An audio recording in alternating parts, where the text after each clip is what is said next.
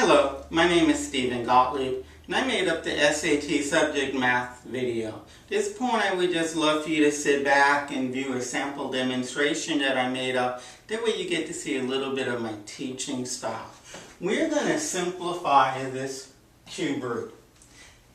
Believe it or not, the hardest part is going to be the number, not the x, y, or the z's. We want to break up 135 into its prime factorization. 135. Well, I definitely know 5 goes into it. And if you suffer through it, you'll know it's 5 times 27. Now, 5 is prime. 27 is not. If you realize that it's 3 times 3 times 3, wonderful. Then 135 is 5 times 3 cubed. If you don't see that, we'll have it in a moment. 27 is 9 times 3. 3 is prime, 9 is not. 9 is 3 times 3. And these are primes. So it turns out that 5 times 3 threes, that is 5 times 3 cubed, is 135. So let's rewrite that. 135 is 5 to the 1 times 3 cubed times x to the 5th times y cubed times z squared. And I'm going to need the space where I just put the tree. Now the rest that we do, the next step at least, is just simple division by 2. But before we do that, in fact, first we write down all the bases. 5 times 3 times x times y times z. We even do it 2 times. 5, 3, x, y, z. The second time, it goes under the cube root sign. Now all we're going to do is divide each of these numbers by 3. 3 goes into 1, 0 times remainder 3.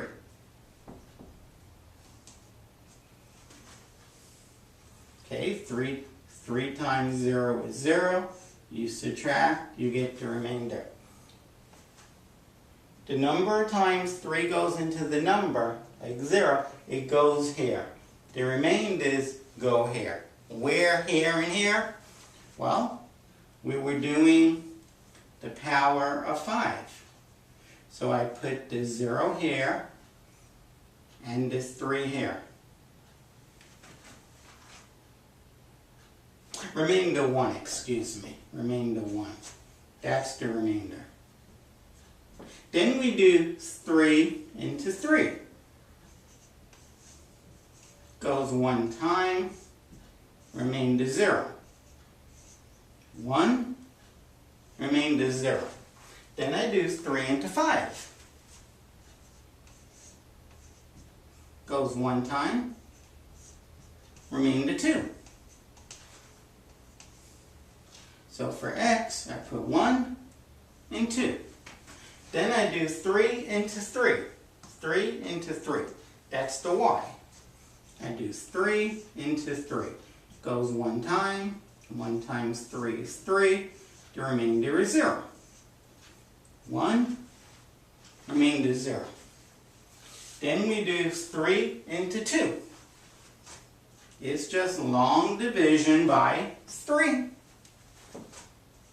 3 into 2 goes 0 times. 0 times 3 is 0. You subtract, you get the remainder. The remainder is 2. 0, remainder 2. Now we clean up just a little bit. Just remember that, use a letter we haven't used yet. Anything to the 1 power is just anything. And anything to the 0 power is 1. And multiplying by 1, you don't have to bother. You don't have to bother multiplying by 1 because it doesn't change the answer. So you have 5 to the 0, which is 1, times 3. 3 to the 1 is 3. 1 times 3 is 3. Times x to the 0, times x to the 1 is just x. Times y to the 1 is just y. Times z to the 0, which is 1. Multiplying this by 1 will give us this anyways. Times this cube root. 5 to the 1 is 5. Times 3 to the 0 is 1.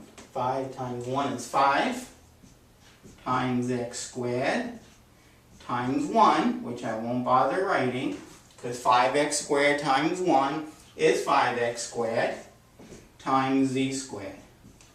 And there is your answer. It's just long division. In fact, if the number wasn't here, it'd be a lot easier. 3 goes into 5, 1 time remainder 2. 3 goes into 3, 1 time remainder 0. 3 into 2 goes 0 times remainder 2. Clean them up a little bit. But we had that 135. Now, why does this really work? Why every time we have 3's when the power, when 3 goes into the power at least once, why do we pull it out in front? Well, the cube root of x cubed, for example, is asking the following question. What times itself 3 times gives us x cubed? What times itself 3 times gives us x cubed? Well, if I multiply that by itself 3 times, you know what? I get x cubed. What do I multiply by itself 3 times to give me x cubed? X. Now, if I have x to the 4th, well, that's the same as x cubed times x under the radical. And whenever you have a product, not a sum or a difference, whenever you have a product under the radical, as long as they're both not negative, you could split them up into 2 radicals. The cube root of x cubed is x. Because I just want to know how many 3's this is. We'll talk about how you would get x squared in a moment. Times the 1 left over. 3 into 4 goes 1 time, 1 left over. Now, what if we had, let's come here. What if we had the cube root of x to the 6th? What times itself 3 times gives us x to the 6th? Well, x squared times itself 3 times, that's x to the 6th. The answer is x squared. And 3 goes into 6 2 times. And just like what happened here, when 3 didn't go into 4 evenly, if we have the cube root of x to the 8, well, think of it as the cube root of x to the 6th times the cube root of x squared. 6 plus 2 is 8. And 3 goes into 8 2 times, that is 6 plus 2. 3 times 2 is 6. So this part right here is x squared times this part.